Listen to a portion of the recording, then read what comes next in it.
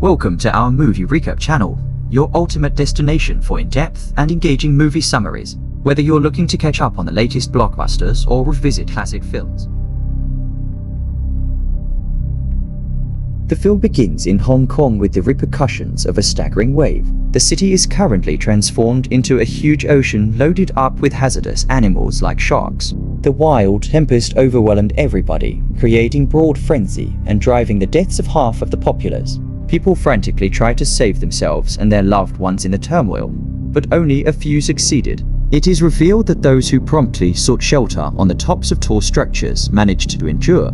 Unexpectedly, the hero Asha awakens from a terrifying dream. Though disheartened, she summons up the courage to get up and start her day. Asha has been trapped in a building situated in a submerged city for a long time following the tsunami. The building is empty, with no one else around, and she has hidden various items in different rooms to avoid being robbed by pirates. After some time, Asha quietly makes her way to the patio. There, she has collected rainwater, which she boils to make herself some coffee.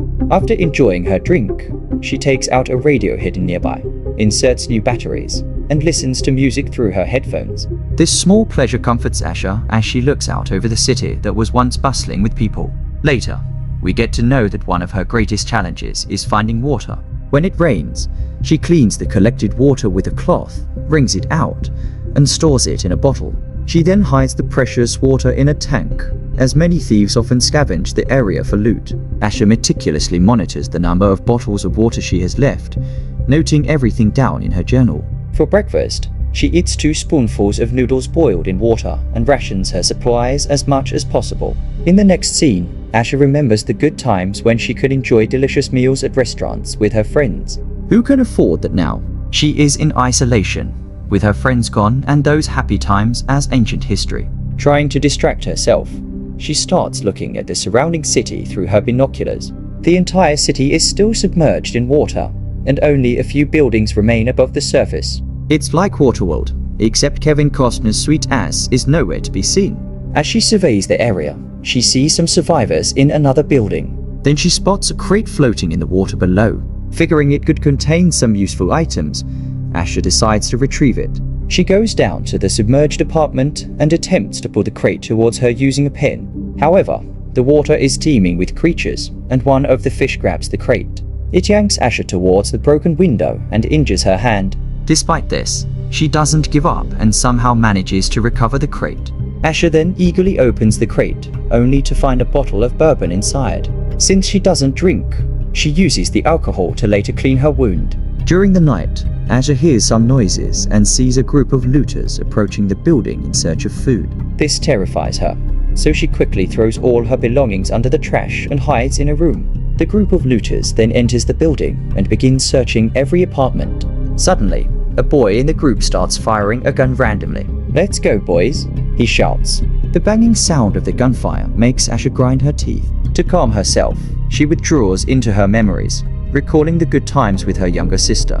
These memories bring her a little sense of comfort. Eventually, the burglars leave, and Asha comes out of her hiding spot. She tries to sleep, but is once again wrecked by the same recurring nightmare where her family is drowning, and she is helpless to save them. The next day, Asha cleans up her place a little and ventures into the water under the building, where she discovers some boxes. She finds a jar of jam inside one of them, and the smell lifts her spirit. Strawberry jam. However, her joy is short-lived when she looks outside and sees the floating body of a young girl. This crushes her, and she quickly retreats to her room. That night, as she hears more noises in the building, frightened, she turns on the lights to check, but doesn't see anyone. Realizing something is amiss, she washes her face in the sink and leaves some soap behind. As she is about to leave, she sees a young girl taking the soap. Asha grabs her, but the girl fights back and hides elsewhere. At this moment, Asha realizes that it is the same girl she had seen in the water earlier that day. The girl was not dead. In fact, she is very much alive and inside the building. The following day, Asha goes out to find the girl and discovers her sleeping on a couch in another room. However, she makes no move and instead goes to prepare her food. After some time, Asha notices the girl has taken many items from her room, including a photo of her family. She tries to catch her and reclaim the photo, but the girl runs away again. As dusk falls, the girl stays in a room filled with water. Having sympathy for her, Asha makes her noodles and brings them down to her. This girl reminds Asha of her younger sister, triggering a flashback to when she was with her family celebrating her sister's birthday. Asha gave her a present, followed by her parents giving her sister a family necklace. This surprises Asha because she had always expected to get the necklace when she grew up. However, her parents had never given much attention to her. Angrily, she stomped out of the room. As Asha reflects on her memories, we see that she is wearing the same necklace. Meanwhile, the girl refuses to take the offered noodles, so Asha leaves them there and returns to her room. But just after she withdraws, the girl changes her position and eagerly eats the food. The next day, as a token of appreciation, the girl returns all the items she had taken. Moved by this, Asha prepares food for herself, and they both go up to the roof together. Although Asha feels good having someone with her after so many years, she finds it hard to talk since she hasn't talked to anyone for such a long time.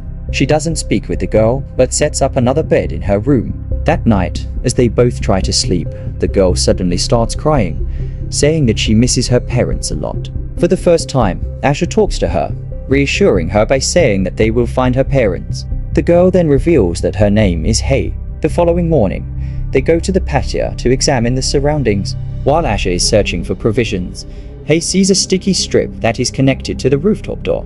She curiously removes it, but ends up closing the door completely. It turns out the lock was broken, and Asha had used the strip to hold open the door. This means they are trapped on the rooftop with no way to get down. How could both of them be that stupid? Asha begins to panic, fearing that they will die there.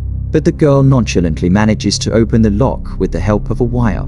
Asha is relieved and impressed by Hei's cleverness. However, she warns the girl not to touch anything without telling her and to stay quiet to avoid attracting looters. She stresses that she has set things up carefully and they must be cautious. During their discussion, Hei asks about what they will do if the looters come back again. Asha reassures her that there is a safe place where they can hide. She also explains that they won't try to escape because the surrounding water has become very dangerous.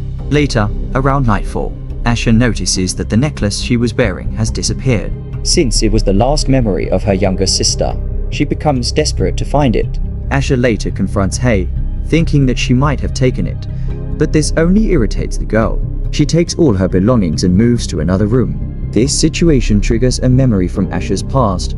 Her parents always favored her younger sister, giving her everything first. This bias made Asha feel great envy, leading to a strained relationship with both her sister and her parents. So she killed them. No, just kidding. The next morning, Asha sees that Hei is using drinking water to wash clothes, wasting their precious supplies. This upsets her further, but she takes no action. That night, Asha experiences another terrifying nightmare where she relives the tsunami that overwhelmed her building. She dreams of fleeing in panic and starts screaming in her sleep. Fortunately, Hei hears her distress and gently wakes her. As the two start talking again, Asha explains how to use the water sparingly. She also advises the girl to avoid electrical appliances and not to listen to the radio loudly as it could attract looters. A curious Hei asks about the room that has been closed for a long time, but Asha tells her it smells very bad, so they should avoid it.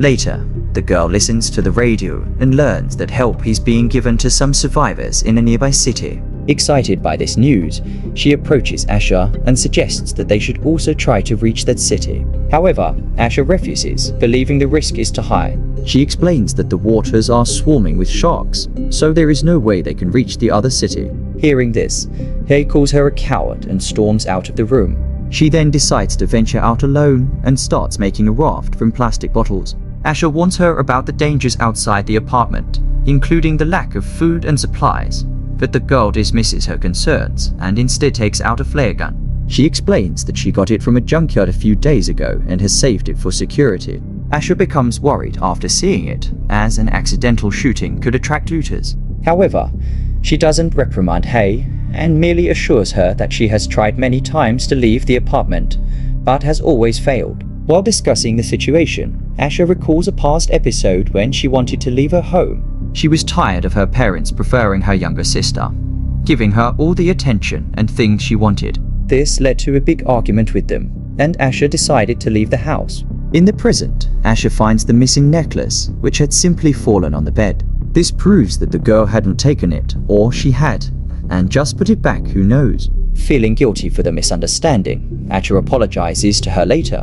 The next day, it finally rains after a long while, and they manage to collect a lot of drinking water. Amidst the activity, Asha starts to realize that surviving alone isn't safe in the long run. It would be better to live in a community where looters can't reach them. Thus, Asha changes her mind and decides to help Hay with the raft. The scene shifts to a flashback, and we learn that when Asha left home, her sister followed her. They walked through the streets and slowly started opening up to each other. But when they decided to return home, the city was hit by a massive tsunami. They tried their best to escape, but the younger sister couldn't make it and tragically died. Since then, Asha has been blaming herself for not being able to protect her sister. But now that she has Hay in her life, her wounds have started healing. Back in the present, Asha gives Hay the same necklace as a gift, symbolically embracing her as her younger sister. A few days later, the raft is ready, and the girls plan to leave. However, everything goes horribly wrong when Hay accidentally turns on the radio and attracts approaching looters. This prompts them to quickly discard their possessions in a corner. Hay hides inside a fake wall, while Asha goes to the smelly room. The looters soon arrive and start ransacking the apartments. They find the food items Asha and Hay had left and realize that someone might be living in the apartment. Unfortunately, it doesn't take them long to find the girl near the wall. As Asha hears Hay's cries, she is overwhelmed with memories of her sister being in danger during the tsunami and her inability to save her. Determined not to repeat the same mistake, Asha decides to act. She grabs the flare gun and comes out of hiding. She then uses it on one of the looters and manages to kill him. Following this, Asha sets up a trap and turns on the radio to lure the remaining looters. As a few men approach her, Asha takes the opportunity to fight back. She manages to kill another man by striking him in the head with a guitar, but the leader of the group sends more of his men to find her. Asha then retreats to the same rotten room she had hidden in before. It turns out she had deliberately placed dead bodies there to deter the looters. When one of them enters the room, Asha uses the dead bodies to scare him, before making him a dead body too. She then takes his knife and carefully starts eliminating the remaining looters one by one. Eventually, Asha reaches the leader, and a fierce battle ensues between them. During the fight, all three Asha, Hay, and the leader fall into the water. Knowing that sharks are in the water, Asha quickly takes the girl to a hiding spot. Shortly after, a massive shark appears and attacks the leader, killing him on the spot. Asha and Hay then quickly board the looter's boat. Fortunately, it is well stocked with food and other essential supplies. The next morning, Asha wakes up feeling relieved. She and Hay can finally look forward to a new life together.